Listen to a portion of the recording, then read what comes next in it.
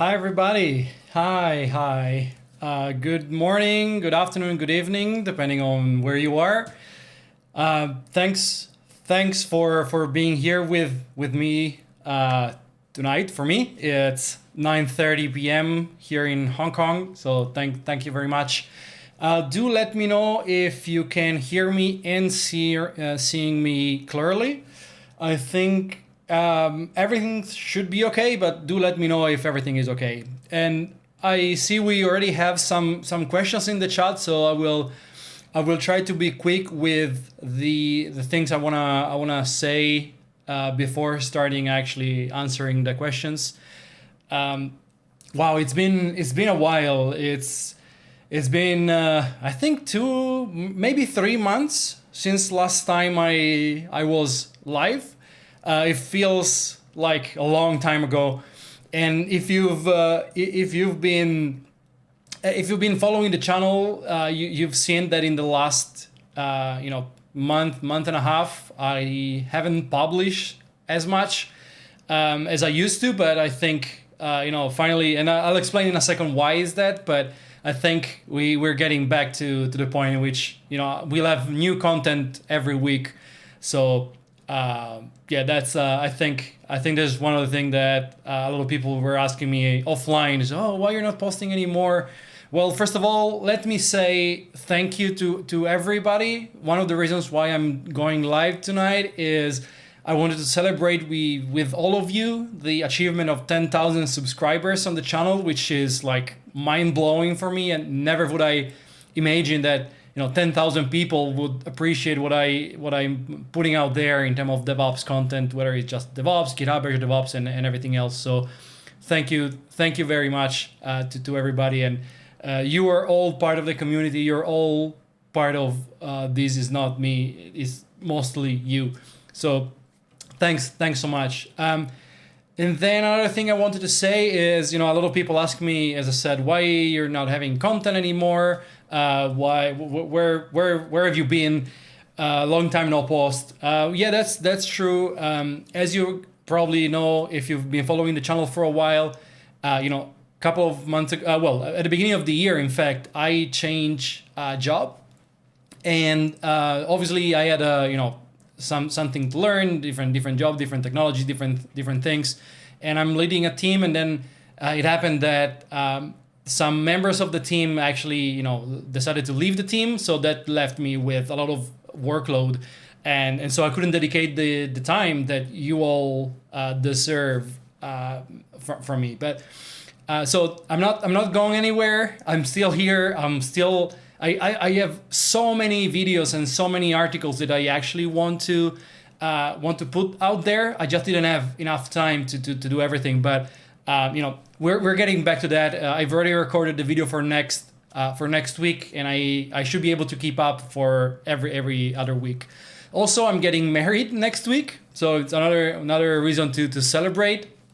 So yeah, I think that will be another important step for me in my journey. This not professional journey, but in my life journey. So I wanted to share that with you all as well.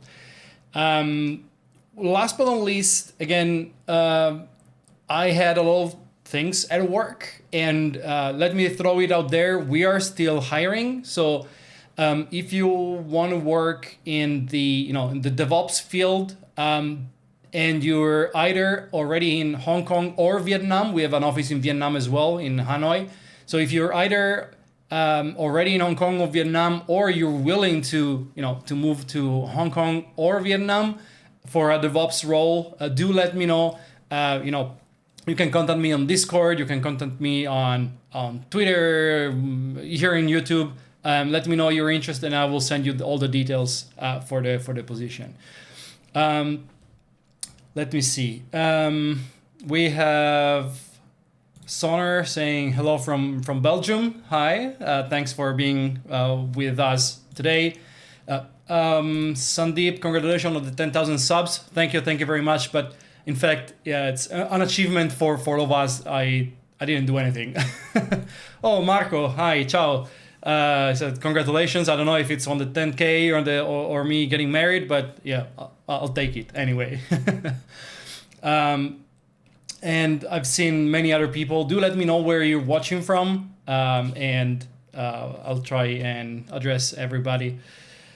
All right, so last but not least, if you, I think we will have quite a few messages today in the chat. If you really want to get your message to my attention, at me.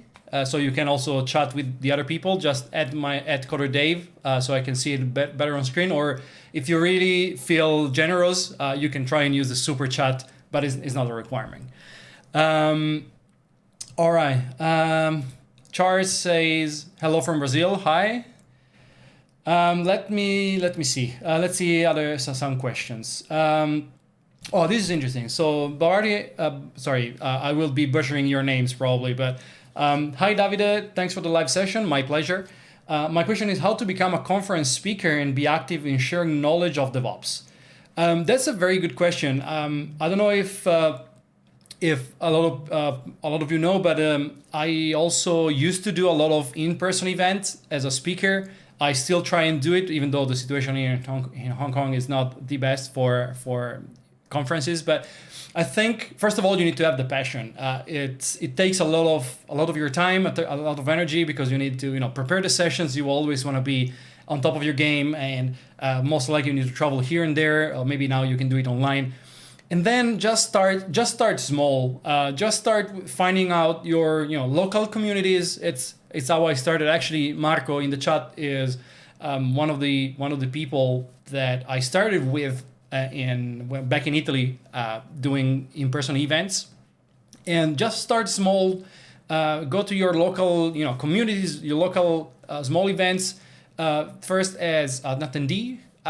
Get to know the people, get the people to know you. Try to be helpful to others, especially. That's obviously true also for online participation, whether it's forums, whether it's communities and Facebook groups and whatnot. Try to be helpful. Try to show that you know things, right? Not going too aggressively. You don't have to say, I know everything, right? It's just try to be helpful, basically, and you will see that people then will ask for, your contribution in events, and then you can keep getting bigger and bigger and bigger for different events. This is at least how I did it, and Marco I think can confirm in the chat. Sid, congrats on 10K. Thank you very much. Thanks for being here with us tonight as well. In fact, Marco is saying networking is the key. I totally agree. Start small, start networking with your peers, with the people in the same community, and then you can keep growing and growing. And if you know what you're talking about and you're good doing it, you'll see that in zero time you will have a chance to speak at like bigger conferences and events and so on and so forth. I think there was a question.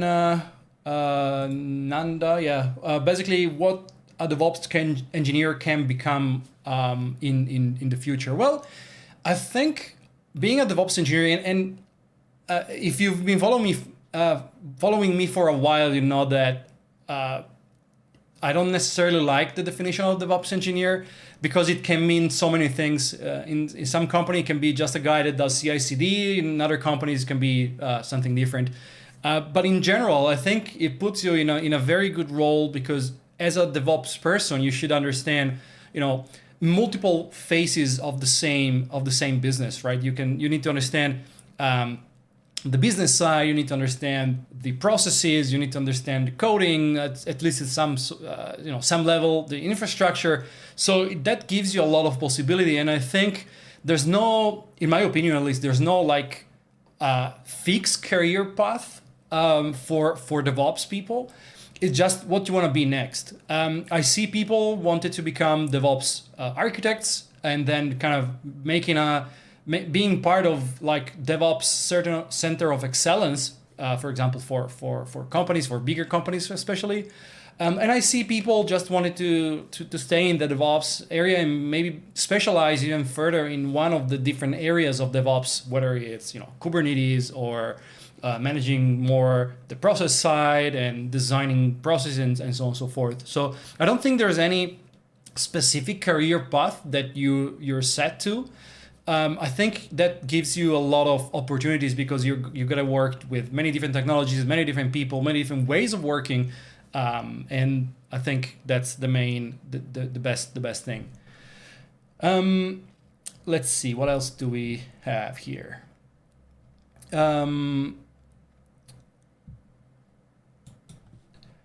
difference between Git and GitHub. Well, this is a surprisingly a question that I've seen asked much a lot of times around, and I think you can think of Git like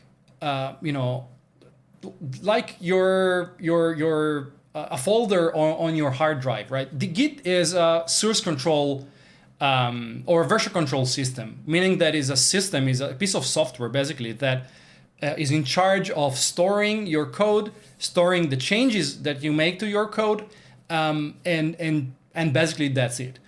GitHub is one of the suite of software that is built around a software version control like Git, and adds to Git a lot of functionalities. It's like if you think of Git like a folder on your hard drive, GitHub is the whole Windows or Mac OS or whatever it is. It adds on top of Git, and GitHub works on Git. The basics, the foundation of GitHub is Git, and it allows you to store your file not only on your computer, your source code file, but to have some remote, almost centralized, if you will, repository in which you can store your code. And don't be worried that if you lose your disk, that will wipe out of everything you have, all your code. But on GitHub, it's not just that, it adds on top things like pull requests that Git by itself doesn't have, being just a storing system, if you will, and many other things. So, and GitHub is just only one of those. It can be Azure DevOps, Repos does the same thing, or Azure DevOps in general. GitLab and Bitbucket and SVN back in the day, but even though that doesn't work on Git, but and stuff like that. So it's quite a different things. Especially people that start with Git, they think Git and GitHub is the same thing, but it's not like that. I said, sorry, I was the guy who did just Cicd as DevOps engineer. Well, that's one kind of DevOps engineer, and that's the reason why I don't necessarily like those labels, those definitions, because I think they are fairly reductive and they may mean many different things. But hey, nothing wrong with doing Cicd. I enjoy doing my GitHub Actions and Azure pipelines, and I don't know what technology you work on as Cicd, but that's an important part as well. Oh, Sandeep. Oh, actually, this is a question that I had from Sandeep on Twitter. And sorry for missing your message, but I'm very happy you're here tonight and ask it live. And he asks, to become or build a successful career in DevOps, how much Linux we must know? And look, I don't think there is a specific specific answer to this question. But in general, if you think of the systems you're running, right, many of them now work on Linux. If you think of Kubernetes, that's actually running on Linux, and the containers running in Kubernetes are running some sort of Linux distribution. Most of the cloud providers, most of the cloud workloads, more or less have some Linux platform underneath them. Unless you're using, or you're working for a company that does only Windows workloads and only works with, Windows containers, which I don't know, I've never seen any, but you need to know at least some Linux, at least some basic command to be able to interact with containers, with Even if you think of CI/CD systems, most of the time the runners can or the agents, for the build agents, they can run on Windows, but they can also run on Linux. And with .NET Core, for example, they can run on Linux as well. They can run on macOS as well. So you have, I think, you should have a good understanding, at least, not so much on administration of Linux system, unless you go down that path for your career, but at least knowing your way around the Linux OS for getting logs and debugging and stuff like that. That's really, really important. Bir Singh say, you're not answering all the questions. Yeah, I'm trying to answer all the questions. Sorry, I think I may have missed yours. Let me double check. Oh yeah. Where and how to find good DevOps guys? Well, that's my problem actually. I've been trying to find DevOps people to join my company. The company I work for, but it's really hard. Apparently, there's a lack of DevOps. Maybe not a lack, but it's working in DevOps is something that has been very looked after or sought after in the last couple of years, and apparently there's a lot of demand but not a lot of offer. And yeah, as I was saying, I have the same problem. I have at least 2 headcounts open on my team for DevOps people, and I cannot find anyone to hire. So I don't know. I don't know where to find good DevOps guys. If you know, let me know, because I do need that. What else? Sandeep. Yeah. Oh, okay. He was saying he's coming from a C# .NET platform. This is related to the Linux question. How much Linux should a DevOps engineer know? And look, I was the same myself. I used to work with a lot of Windows technologies. I was working like you on C#, the old full framework that runs only on Windows, and I was working on Azure Active Directory and SQL Server, and then as you grow career-wise, you start looking into other things. And on one side, now we have C# on .NET Core that runs on Linux as well and macOS as well. And as I said, you have Kubernetes and containers and stuff like that you need to know at least a little bit of Linux. So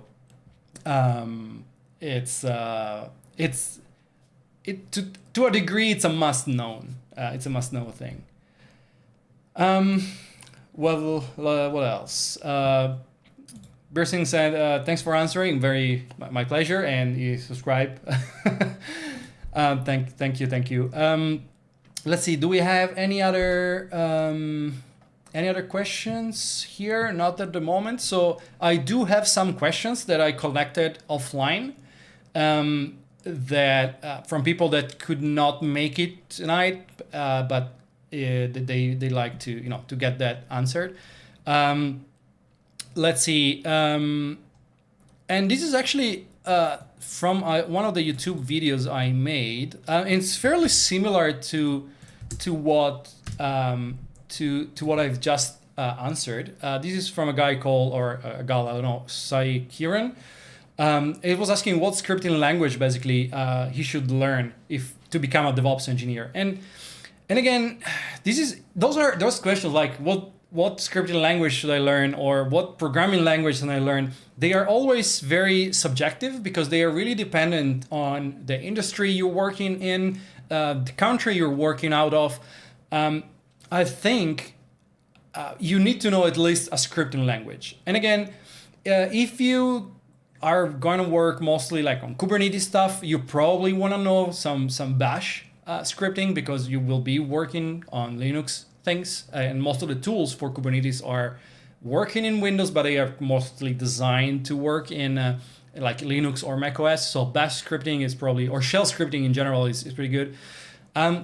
You may want to know PowerShell or Python. Any of those will do the trick. And again, then it goes down, as I was saying before, to excuse me, to what industry you work on. And if your market is Windows heavy, you probably prefer going to learn PowerShell.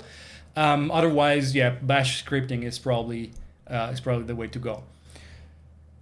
I don't know if you guys agree with me, Sid, Marco. You know, I know that you have a lot of experience in these as well, so feel free to comment in the chat as well.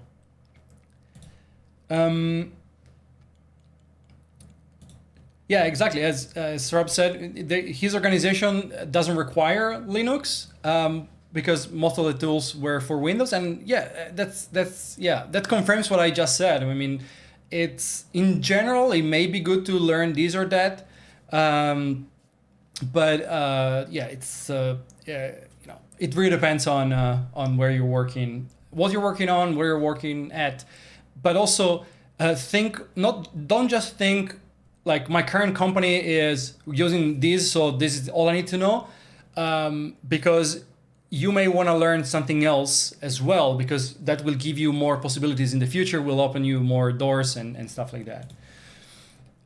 We have another question. It said, one massive server or cloud services? What is your opinion? Well, I'm all for cloud services. As you probably all know, if you've been following the channel, I love PaaS services. I want to manage as less things as possible. So all the PaaS services, for example, in which fully managed services, basically, that are my go-to choice. If not, cloud services as much as possible. Whether it's for databases, whether it's for even manage Kubernetes services like AKS on Azure or EKS on AWS and stuff like that. I do not want to have everything centralized in one massive server, because if that goes down, everything goes down, and it's my liability, right? But in general, you get better, maybe not necessarily better performances with going completely cloud, even though most of the time you do. But in general, I think it's better, especially in this day and age in which we have so many cloud services available, cheap as well. So I think it's the best you can do, unless you have requirements like data residency requirement or stuff like that. Let me take a sip of water. I should have had some champagne or sparkling wine to celebrate 10,000 subscribers, but I ran out of that. So I was planning, if I don't know if any of you guys attended my, I think it was last year, my birthday. I went live and I had like at 10 in the morning a small bottle of champagne like this. Was planning to do something like that, but didn't have a chance to do it. Let's see. I want to address this one, and this I received this question many times. I think this is a pretty misconception about Dependabot, and I had this after making a video and a couple of videos actually on how to use Dependabot, also with Azure DevOps.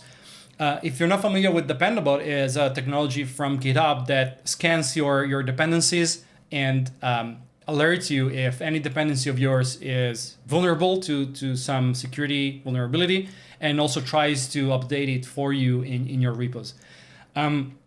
So the question is that I received so many times is how to use your own private npm, NuGet, Maven, or whatever registry with Dependabot. As I mentioned, Dependabot will scan your dependencies and make sure that they don't have vulnerabilities and try to find for you the most updated version.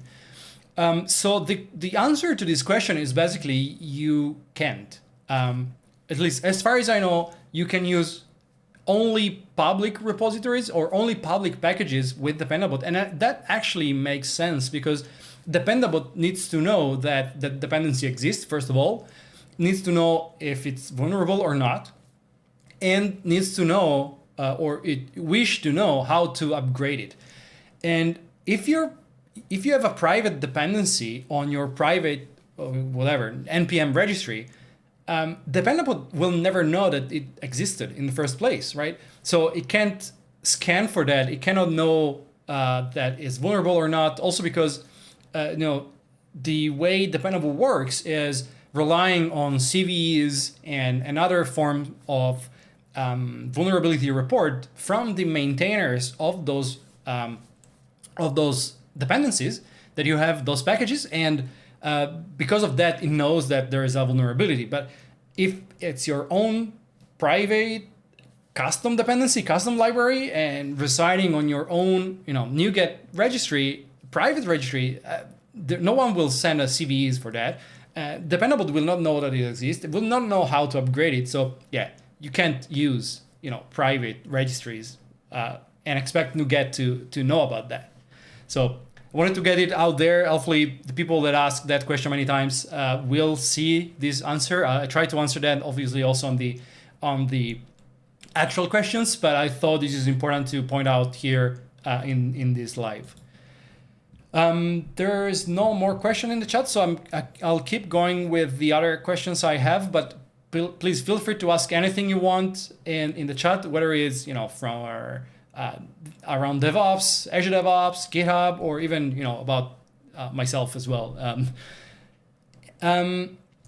Let's see. This one was from YouTube, but I think it's interesting. There was Slavomir asking, how does Teleport compare to TwinGate in my experience? So if you've seen two of my latest-ish videos, where one was a review of Teleport and one was a review of TwinGate. Both services are kind of similar in the sense that they do provide a different or an alternative way to connect to your private resources, whether they are private cloud resources, whether they are on-prem, behind a firewall or stuff like that. To do that in a secure way. Now, having tried both, I think that Teleport is more complex to set up than TwinGate. TwinGate is more SaaS oriented, so you sign up on a portal, you install things, a couple of things, and you're done. It's more like a service provided by someone, even though they do have like a free tier, but it's more in the SaaS way. While Teleport is something that you install yourself, they do have like a SaaS portal as well, but most of the people using Teleport will install Teleport in their own servers and install the agents. So Teleport is more complex to set up, but it's also way more flexible. You can basically do whatever you want with that. You can install it anywhere, connect it to everything from everywhere. You can connect, and if you haven't seen the video, go and check the video, but you can connect to Kubernetes, you can connect to even to your private SQL or MySQL database or PostgreSQL databases. You can connect to VMs. You even can use it as some sort of SSO for applications that don't have SSO. So it's very, very flexible. And one thing that I couldn't cover in the video because I didn't have enough time and the video was already long enough, I think it's like 25 minutes video. It's a very cool use case that is actually pretty good for DevOps, which is install or have the Teleport CLI running in your on your runners for example, Ci Cd, and that allows you to connect from a public GitHub Action runner, for example, to your private resources. So let's say you have to install or to consume some packages from, I don't know, a Nexus repository you have in on-prem. Normally you wouldn't be able to do so if its repository is private because your GitHub Action runners running in the cloud will not be able to connect to that. But with Teleport, you can actually make that happen and have that connected to your private resources in a secure way, in a way that doesn't require you to have a VPN or anything like that. So I thought that was pretty cool.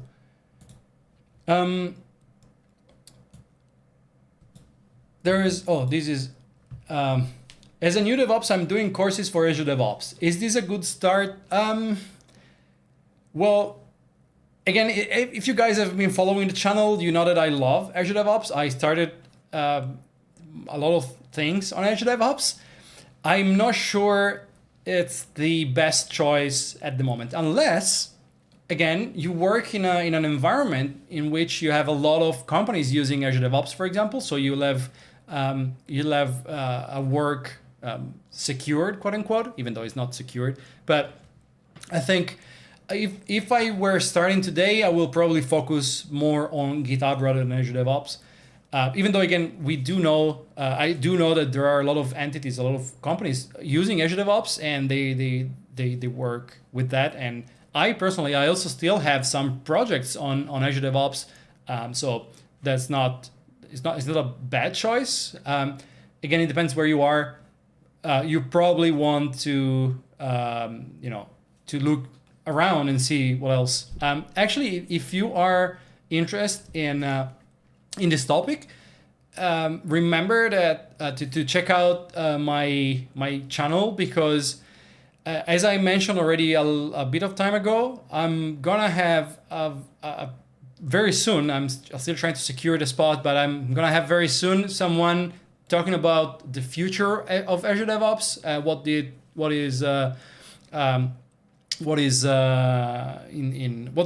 future looks for Azure DevOps and stuff like that. And I'll have some person, I can't say more than that, but will be good. The reason why it's taking a while is because that person is very, very busy.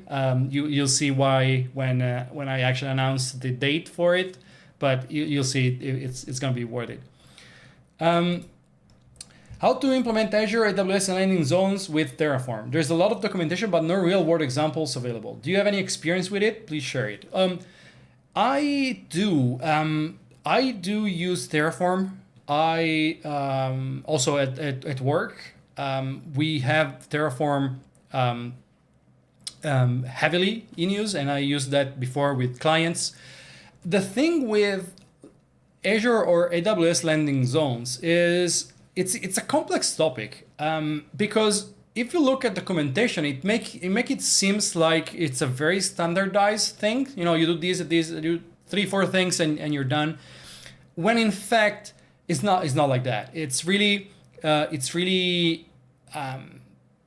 it goes down to every single company needs. So that's why I guess you don't find real world examples available. And also there's many ways to write Terraform and IAC in general. So I think it's difficult. I don't think you'll ever find a real world example, also because those configuration can be pretty critical. So companies don't want to put that out there and for everyone to see, if in case there is a mistake or in case there is a configuration that allows for exploiting and stuff like that. I do have experience with it. It's a lot of work. You need to really plan your networking infrastructure, your different VNets and gateways, and all the stuff. There's no way around it. You just have to do it. I have a lot of experience doing it in Azure, not so much in AWS, so I can talk for that. But that's a topic that probably will take like an hour or two. So maybe we can talk about this next time in a dedicated live stream, or feel free to join the Discord server, and we can start the conversation there as well.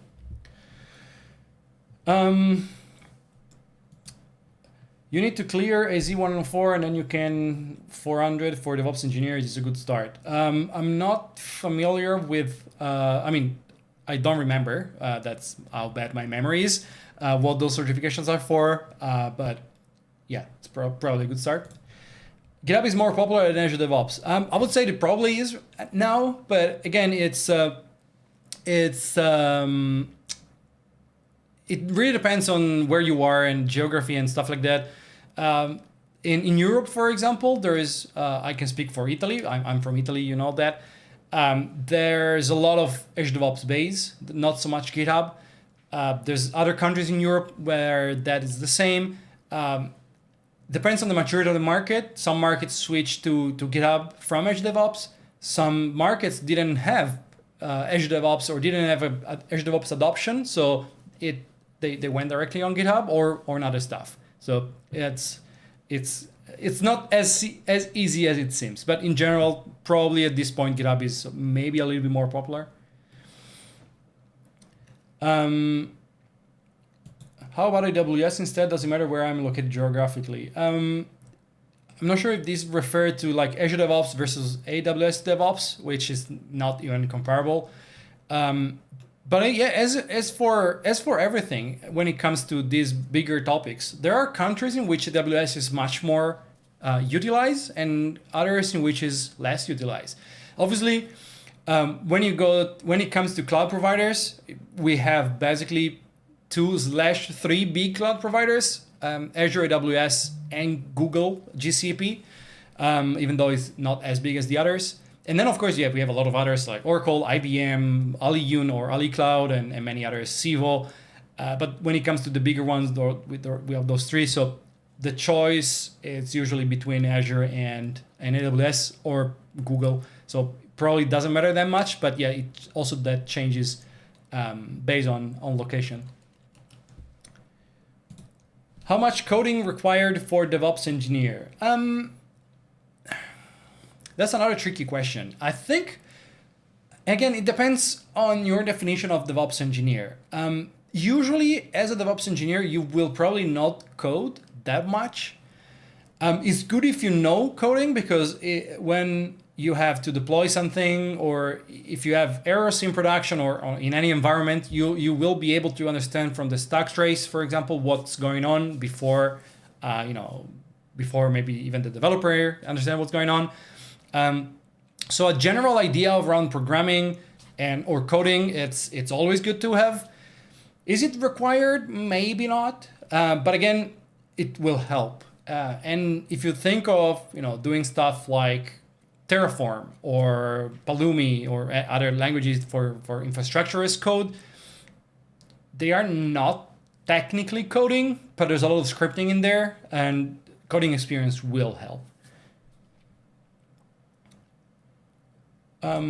What tools are important to learn for DevOps engineer except for Azure DevOps tools? I wouldn't say, Azure DevOps, of course, or in general, the DevOps platform you have of choice, especially for Cicd, obviously you need to know that.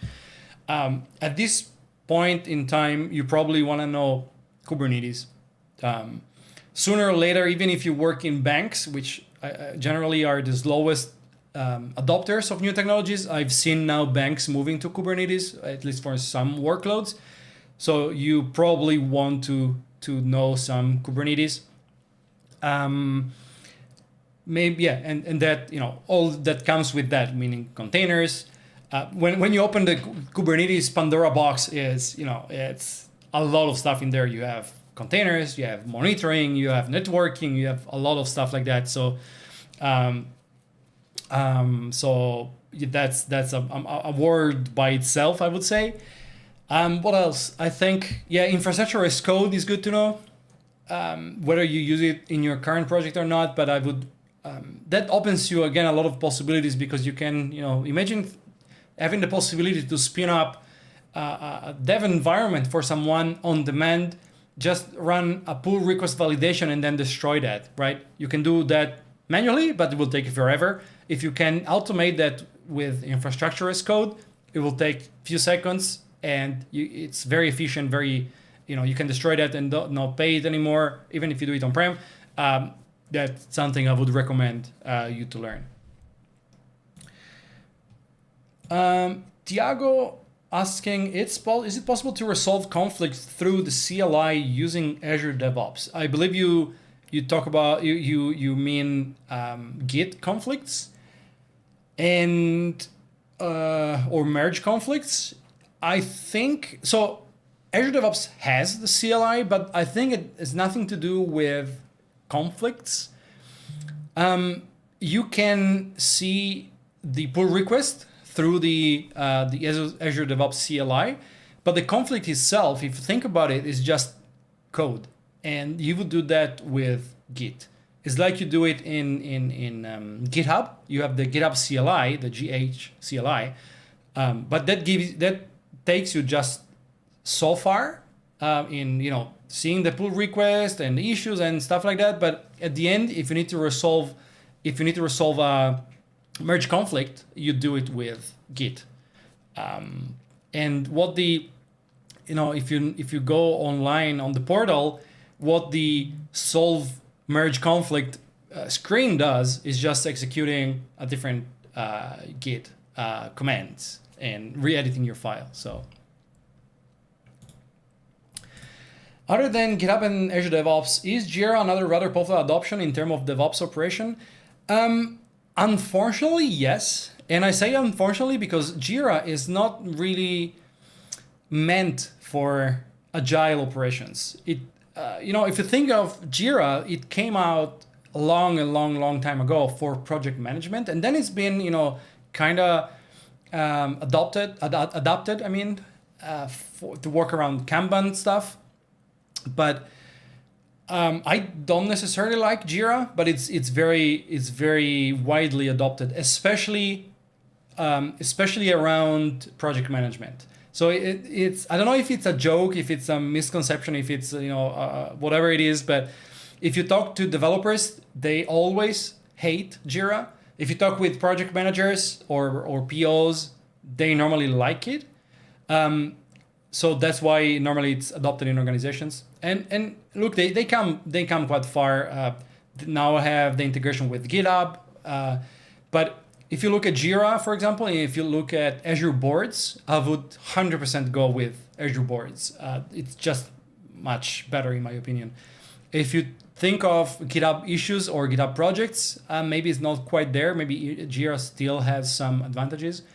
But in general, I can say it's quite adopted. But one thing you probably notice is that if you work in an organization that does have Jira, technical people normally are not in charge of managing Jira, or they don't have admin permission on Jira.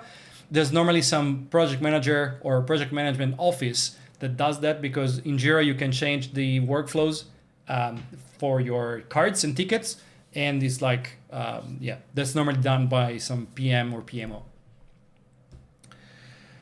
How migrations of normal DevOps tools to Azure DevOps can be done? What is the process of doing it? I'm not sure what you mean by normal DevOps tools. I don't think there's anything normal in the DevOps tool set. And so I can't quite answer the question. But if you have other stuff you want to migrate to Azure DevOps, if we talk about code, you just there are some migrator, but if you use Git, anything that does Git is it's fine to migrate. Most of the other stuff usually are pretty locked down. So if you think of, for example, migrating from Jira to Azure Boards, let's say, that's going to be a little bit of a journey. I think you need to have. I think there are third-party tools that you can buy. And I say buy, or services that you can pay for to help you doing the migration. I don't think there's any non-paid for tool to migrate that. It's moving between different platforms when it comes to DevOps is not necessarily easy. The code is just code, so you can just take it and push it somewhere else. All the rest that comes with it is not that easy. Also, Thiago, why JetBrains Space isn't popular? I have no idea. I've actually never used it, so I don't know. But as always in tech, there's always some. There may not be a reason. Like why GitHub became popular. I have no idea. Before GitHub, it's not that there wasn't anything for open source. There were different platforms. There was, Coldplex. There were, forgot the name. There was something else.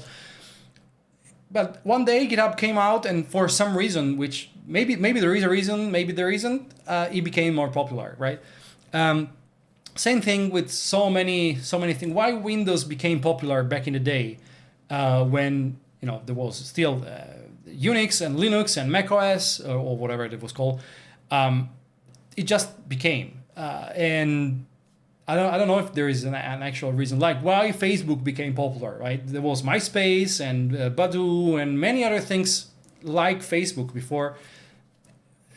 For some reason, it became, or like in this case, it didn't. Not sure why. Let me get some more water.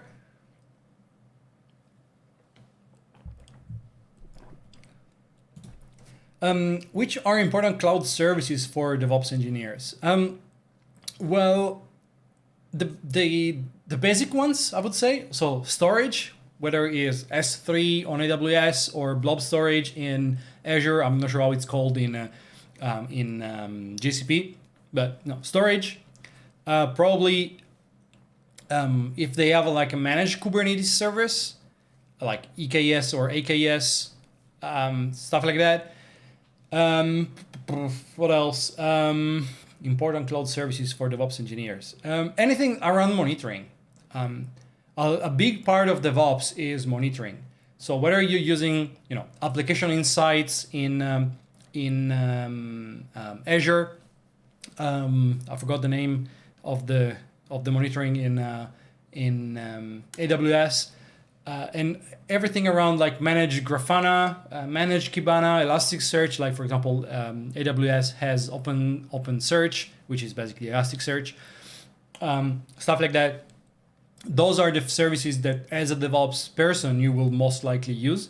On one side, EKS or Kubernetes, managed Kubernetes in general to host your services. I wouldn't necessarily recommend you to use virtual machines. They are, the least favorite of everything. And monitoring. Another question, an interesting question. What are the differences and similarities between GitLab and GitHub?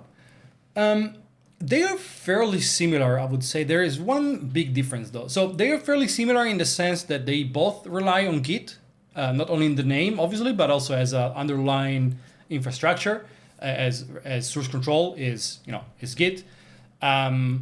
They have some CI/CD pipelines, even though I think I've used GitLab CI not very much, so I'm not an expert, but I find GitHub Actions being a little bit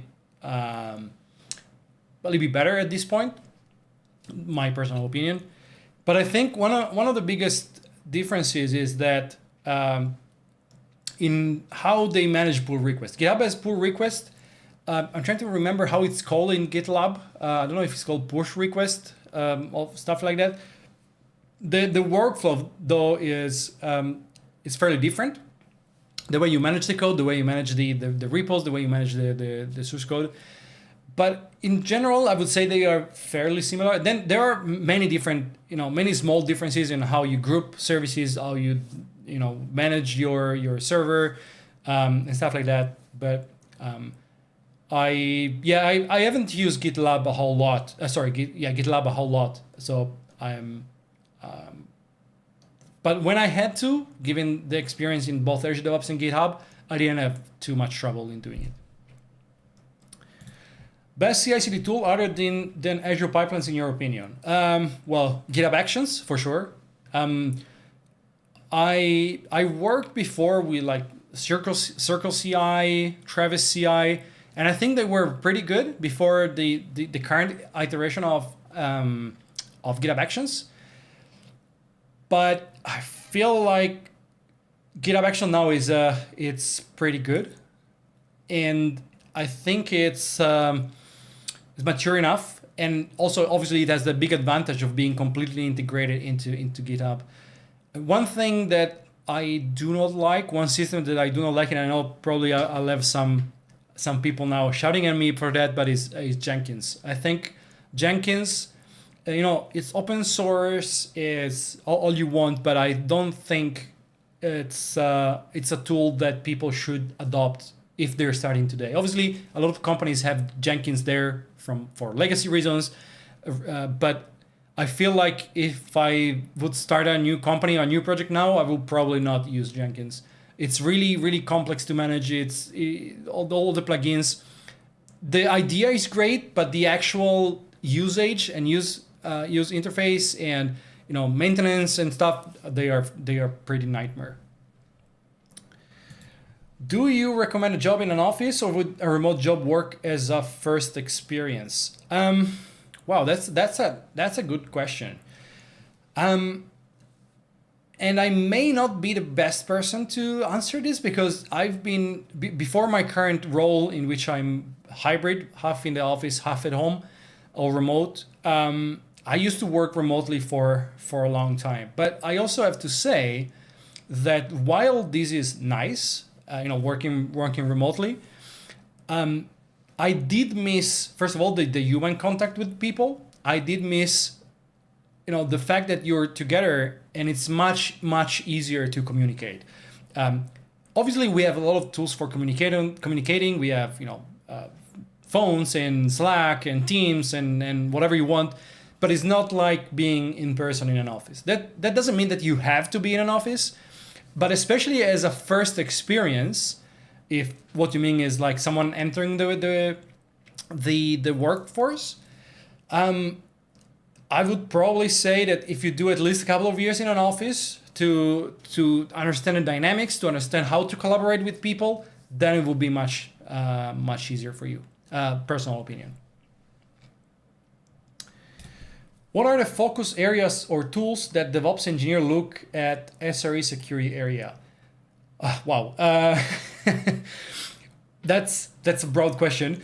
I think that, as I mentioned before, monitoring is one of the most important part. And if you look at the SRE practices, meaning keeping production up, saying it in a very bad way, you need to have a lot of monitoring of your systems, monitoring of your applications, monitoring of everything. You need to know at any point in time that everything is working correctly, or if it's not, why it's not. So monitoring and logging, is probably a very, very important stuff. And in terms of tools, again, there are so many things, but we can go from things like Prometheus and Grafana if you're working on Kubernetes especially, to InfluxDB, to stuff like that, or proprietary tools, which I forgot the names because it's been a while I haven't used it, but there are many different tools that do monitoring out there. And security as well. Security is also a huge area, and I encourage everyone to look into that if you guys work in the DevOps space, because security is it's super important. Security from the beginning, as I have a bunch of videos about security and shifting left and what that means, but I'm a big fan of starting securing your code and your pipelines from the very beginning, from coding directly all the way to when it's in production, because that's the only way you have to be at least 90% sure that you don't have vulnerabilities. Then you will never be 100% sure, excuse me, but it's the only way you have. What are your thoughts of remediating image vulnerabilities for container images? There are so many of them every week, hard to catch up with all of them. Do you follow some best practices for images? Yeah, that's true. So first of all, don't use the latest tag on images, right? Always use specific tags on container images. If you use latest, things may change and you don't know, right? So the problem of using latest is that if I push a new version of the image and you're consuming the one with latest, even if you're already running it on a Kubernetes cluster, for example, then the server, if the pod go down, may pull the new image, and you have a behavior that you did not expect. And that's the minor problem. The major problem is that maybe you did hardening of your images, and then it's all down the toilet because you have a different version that you haven't controlled. So first of all, always use properly tagged image. And properly tagged, I mean whatever tag works best for you, but not latest. So you will not have a problem of changing versions of images without you knowing. Second, what I like to do is if excuse me, if it's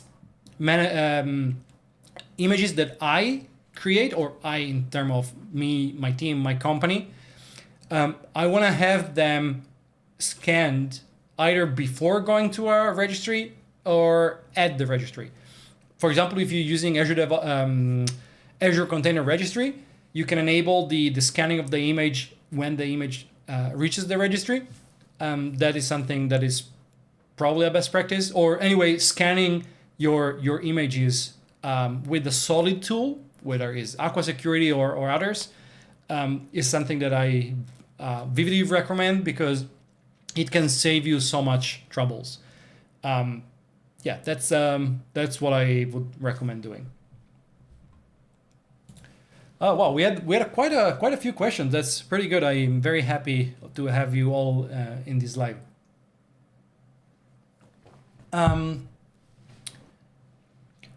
How important is having shell script and GNU program skills? I partially answered this early, so I'll be quick, but having shell script is probably fairly important, especially if you want to work with newer-ish technologies like Kubernetes. And so is knowing your way around Linux systems and GNU systems in general. Due to open source products and technologies, do we have many alternatives in DevOps and lifetime of the product is less, or are things changing dynamically? Well, you know, in tech and IT, everything is changing all the time. So you need to pay attention. You need to know what the landscape, the tech landscape is. But there are some things that are kind of already fairly stable. Like I keep mentioning Kubernetes, for example, right? That is an open source project, but is I wouldn't say standard yet, but you know, a lot of companies are using Kubernetes, and I don't see it changing anytime soon. But within the Kubernetes realm, for example, you do have a lot of different open source projects that people are using, and that may change. I mentioned Prometheus before. Again, I don't think, maybe that's not a good example because I don't see that going away anytime soon. But maybe tomorrow something else comes out which is better than Prometheus and have a push from the CNCF Foundation. And then maybe that's the de facto standard that will become. So you need to be a little bit aware of what's around. There's a lot of alternatives in terms of DevOps products. But if you look, one thing that I normally like to do to understand what the market is asking for, where the market is going, is looking at job offers. Not because I want to change job, but because it gives you an idea of what people are using, right? If you see, job offering and you say, now a lot of companies require Kubernetes knowledge. Maybe tomorrow you will start seeing companies requiring, I don't know, whatever the next technology is. And if you keep looking at it, from time to time, you will end up having a fairly good understanding of where the market is going and what technologies people are using, and you can adjust your target as well. That's what I do, at least. I don't know if you guys agree with the strategy. And if you do that, just reassure your HR that you're not looking for a new job, just looking where the market is going.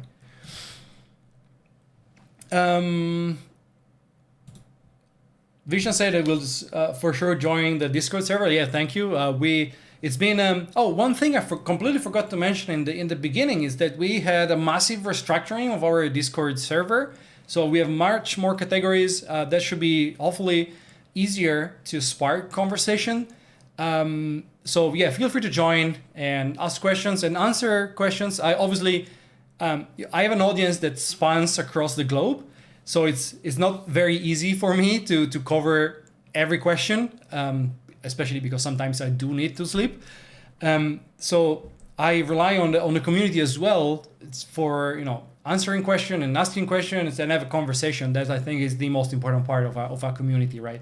So yeah, thanks. Feel free to join the server, and thank you again for the congratulations on the 10,000 subscribers, which I've seen just before going live was already 10,100. Wow, that's been a lot of questions. I'm very happy. I hope you guys appreciate my answers. I may not have the answer to everything, but I try my best to give pieces of advice here and there. Let's see. I still have maybe 10-15 minutes. Oh yeah. That's a good question, and again, I answered. I kind of touched on this before the starting with the questions, but yeah, I didn't update content in a while because of work related stuff, and as I mentioned before, I'm getting married, so I had many things on my plate. I'm getting married next week, by the way. but in general, yeah, I'm back to producing content. I'll try to have again one video a week. I've already recorded a video for next week, and hopefully I can keep it up, especially when backfilling the open headcounts I still have at work. And again, let me reiterate that if you guys are looking for a new job in the DevOps space, do let me know, especially if you're willing to relocate to, or you already are in Hong Kong or Vietnam. Just drop me a message and let's take it from there. But yeah, don't worry, content is coming. Content is coming. I have, as I was saying before, I have so many videos that I want to make in the backlog. I just didn't have time to do everything, but I'm back to it. Any course you recommend for starting the DevOps journey? No, really. Obviously, watch my channel, right? No, but in general, there's a question actually I have frequently, and my answer is usually start with doing.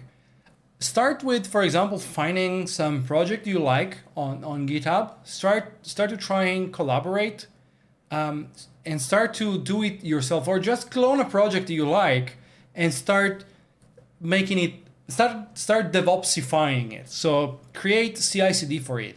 Create things. Try to run the application, the services, or whatever it is, on a cloud provider. Try to break it and see if you can solve it, or implement monitoring, implement logging, and stuff like that.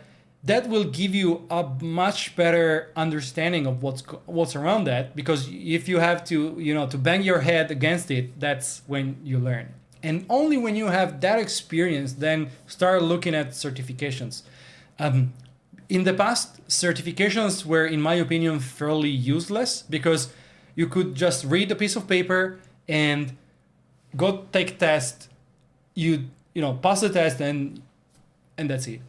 Nowadays, all the major certifications, whether it's for Kubernetes or GitHub or Azure or AWS, they ask questions in a way that requires you to have a fair bit of experience, hands-on experience with that specific service or technology. So if you starting from scratch, obviously, do read around, do check videos, but don't just do that. Do it yourself. That's the best way. And you'll spend a lot of time, and you'll get frustration out of it. You will bang your head against the wall of not knowing how to do something, and then research how to do it, and that's how you will learn. I'm asking differences between AWS Cicd versus GCP Ci, which is better. I honestly don't know. I've never used GCP in general. So I really cannot answer this question. And I don't know if it's the case. I'm just guessing here. But what I've seen often is the so-called DevOps suite or DevOps tools that a cloud provider offer are usually very, very biased towards that cloud provider. Again, I'm not saying this is the case. I've never used GCP, so I can't answer. But I've seen it many other times.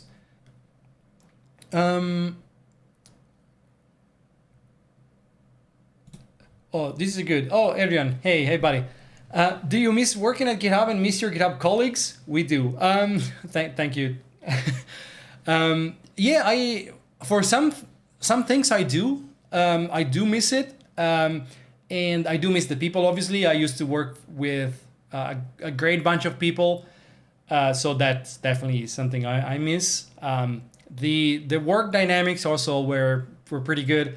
I'm not the kind of person who normally looks back in with regret or anything, but I did enjoy my time there for sure. And yeah, I miss all the great colleagues like Adrian.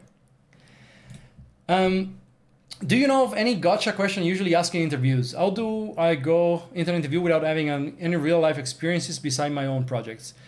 Well, your own projects are, real life experiences, first of all. And obviously it depends of what you're interviewing for. If you're interviewing for like senior DevOps architect, that's gonna be a tough interview. If you are open to saying I never actually work in this position, then obviously it depends on the company you work for. But I truly believe that an interview, especially for these kind of hybrid positions, shouldn't be too technical. Obviously, I would ask technical questions to see where you stand, but in my opinion, what's more important is the attitude you have, the willingness to learn, and the passion. That's what I personally look for in a candidate, especially if we're not talking about like super senior people. Obviously, the more senior you apply for, or you claim to be, then obviously the conversation will get different. Will get different.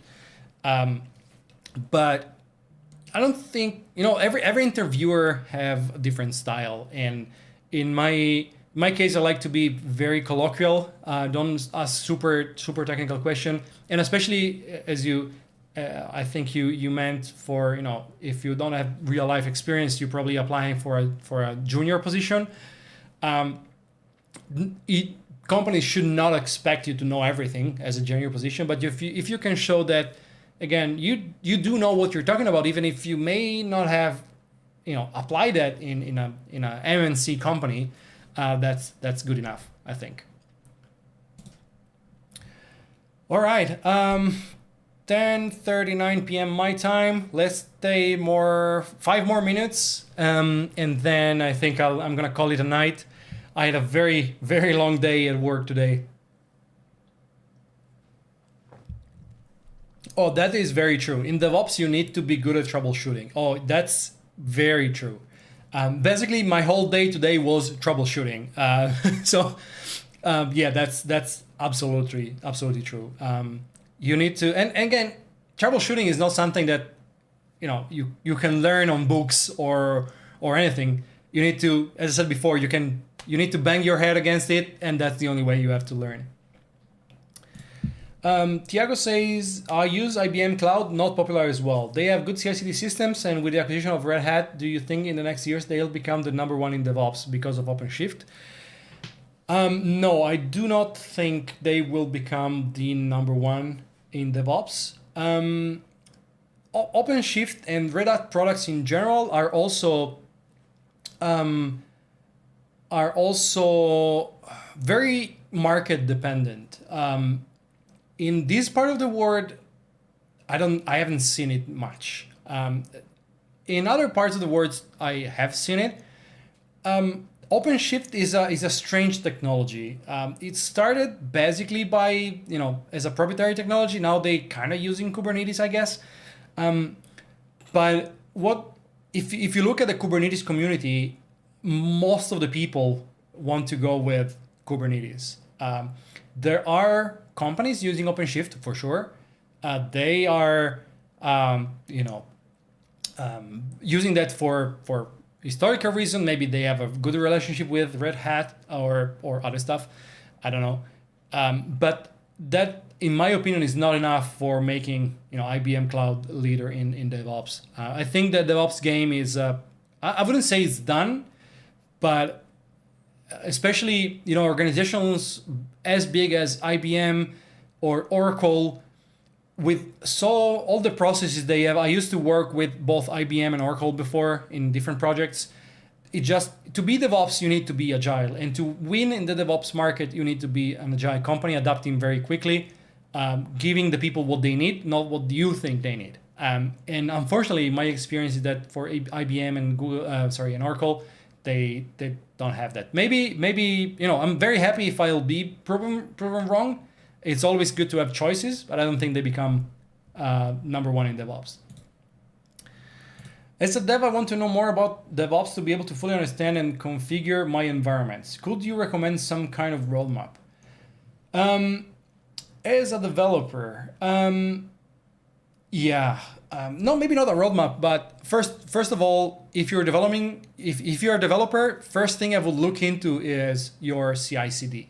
how to create a CI/CD, how to build your application in a kind of DevOps manner, how to deploy it, and then start looking into, wherever your application is deployed. So if it's deployed to Kubernetes, once again, do look into that. If it's deployed in any sort of PaaS service, whether it's app service or ECS, or there's so many, look first into that. And again, look into monitoring. And as DevOps engineers, at DevOps teams, DevOps people, we do appreciate if we don't have to do everything. So I think that if you can start looking into how you can make your the life for your DevOps team easier, that not only will make you learn more about DevOps, about your environments, but it will also make other people very happy.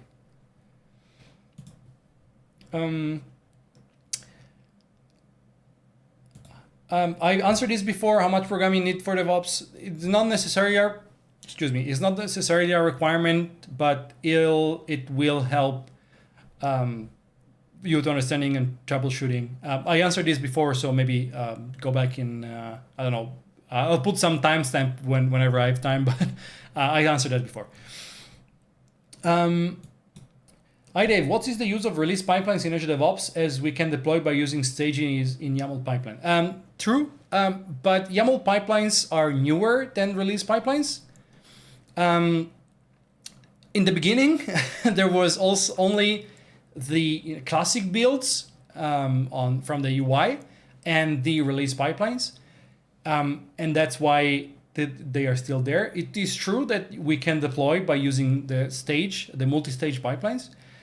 However, there are features that are still only present in release pipelines. And if you have a very complex deployment process with multiple environments and rules and gates and approvals, it's still much better for both creating and visualizing those things if using release pipelines. Obviously, there are other features that are only present in YAML pipelines. So you need to kind of have which one you want more. You want to have that latest feature that only YAML has, or you want to have the ease of use of the UI release pipelines. So that's I guess that answers your question. It's different thing. Eventually, both do the same, right? Both allow you to get your application from CI to deployment. It's just based on preference, and release pipelines were there before YAML. Okay, I think I'm done for today. My throat starts to be starts to be tired. Look, I really appreciate you guys being with me today or tonight or whatever the time zone you're in. Thank you very much for your support, thorough time. I wouldn't have made it to 10,000 subscribers on the channel if not for you, and I'm very happy to have you guys with me now and being with me on the journey. As I said before, don't worry, more content is coming on the channel, and I have quite a few surprises coming in the next months. One is, as I mentioned before, hopefully live streaming, if not recorded video, in which I will talk about the future of Azure DevOps with a very big guest. I can't say more at the moment, unfortunately. So that's one of the things, and I have so much content that I want to put out there, and I can't wait for you guys to see it and have your feedback. With that said, I think I'm gonna call it a night, and thanks everybody for the congratulations in the chat for both the 10,000 subscribers and the fact that I'm getting married on Monday. Again, with that, I think I'm gonna call it a night, and once again, thank you very much for your support, and see you online soon. Bye.